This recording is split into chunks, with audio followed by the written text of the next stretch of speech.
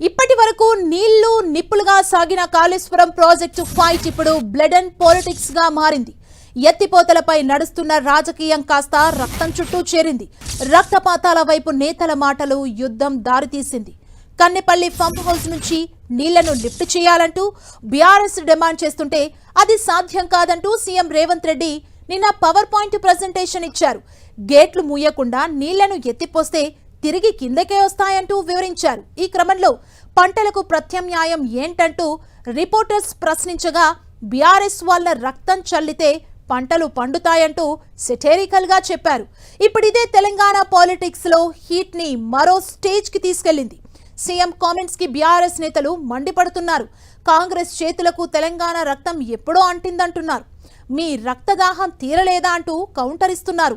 అలాగే రైతుల కోసం తమ రక్తం ఇచ్చేందుకు సిద్ధమంటున్నారు. అయితే బీఆర్ఎస్వి డైలాగులు మాత్రమే, చిత్తశుద్ధి లేదంటూ రివర్స్ అటాక్ చేస్తున్నారు.